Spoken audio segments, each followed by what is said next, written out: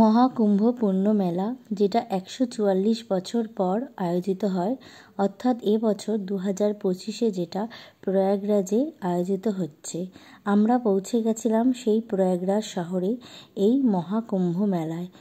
আর সেখানে এই মেলা চলবে ১৩ জানুয়ারি থেকে ২৬শে ফেব্রুয়ারি অবধি, অর্থাৎ ৪৫ দিনে দেশ বিদেশ থেকে প্রায় ৪৫ কোটি মানুষের পুণ্যার্থী সমাগম হবে এই প্রয়াগরাজ নগরীতে। কেউ ছুটছেন মোক্ষ লাভের আশায়, আর কেউ ছুটছেন তার জীবদ্দশায় পাপ খণ্ডনের আশাতে। শুধু তাই নয়, এই মহা অমৃত যোগ আমাদের পূর্ব ৩ পুরুষের যুগেও আর আসবে না। সে কারণেই অনেকে এই মেলায় যেখান থেকে পাচ্ছে যে প্রান্ত থেকে এই মেলায় এসে সঙ্গম হচ্ছে। আমরা গেছিলাম ১২ই ফেব্রুয়ারি অর্থাৎ মাঘী পূর্ণিমার তিথিতে মহাস্নানে।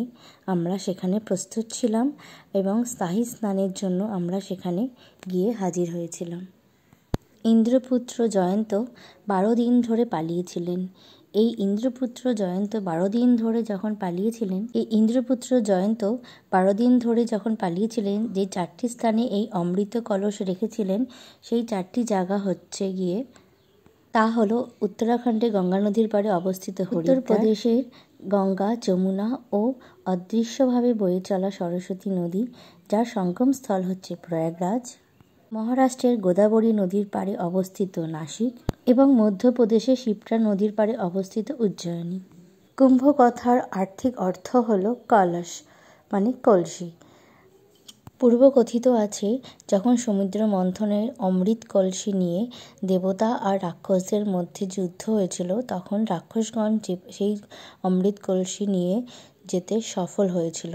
কিন্তু দেবতাদের মনে ভয় ছিল যে যদি এই অমৃত কলসি রাক্ষসগণরা পেয়ে যায় তাহলে অনেক ক্ষতি করে দিতে পারে।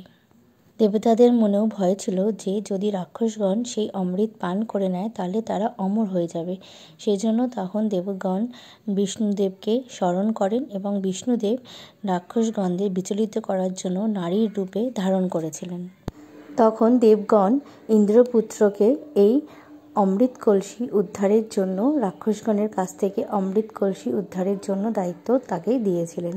তখন এই ইন্দ্রপুত্রই রাক্ষসগণের কাছ থেকে অমৃত কলসি উদ্ধারের জন্য যখন যুদ্ধ হয়েছিল, সেই যুদ্ধ চলাকালীন তখন এই কলসির থেকে কিছুটা অমৃত আমাদের পৃথিবীর বিভিন্ন অংশে পড়েছিল, অর্থাৎ 4টি জায়গাতে এই অমৃতটা পড়েছিল। সেটা হচ্ছে গিয়ে হরিদ্বার, প্রয়াগরাজ, আর উজ্জয়ন, আর হচ্ছে নাসিক।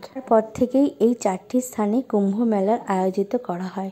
প্রত্যেক 6 বছর পর পর যে মেলা হয় সেটা হচ্ছে অর্ধকুম্ভ মেলা, এবং প্রত্যেক 12 বছর পর যে মেলা আয়োজিত করা হয় সেটা হচ্ছে কুম্ভ মেলা, এবং ১৪৪ বছর পর যে মেলা আয়োজিত করা হয় সেটা হচ্ছে মহাকুম্ভ মেলা, যেটা এখন আপাতত বর্তমানে আয়োজিত হচ্ছে প্রয়াগরাজ শহরে। আর এটা হচ্ছে গিয়ে বিগত ৪৫ দিন ধরে এই মেলা চলছে। আর এই মহাকুম্ভ মেলায় অনেক সাধু সন্ন্যাসীরা সবাই এসে এখানে সামিল হয়েছে।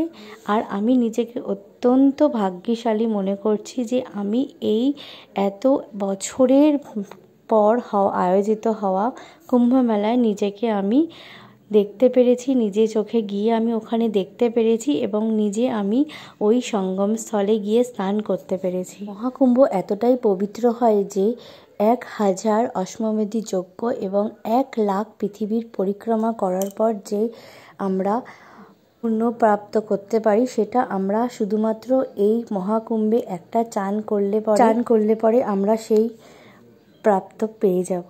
তো এই মহাকুম্ভে তোমরা একদমই মিস করো না। আমি নিজেকে সৌভাগ্যবতী মনে করছি যে আমি এই মহাকুম্ভের একটা অংশ হতে পেরেছি এবং আমি এই মহাকুম্ভে গিয়ে নিজে স্নান করতে পেরেছি। হর হর মহাদেব। মহাদেব সঙ্গে ছিল, থাকবে এবং সবসময় আছে। মহাদেব ছিল বলেই আমরা যেতে পেরেছি।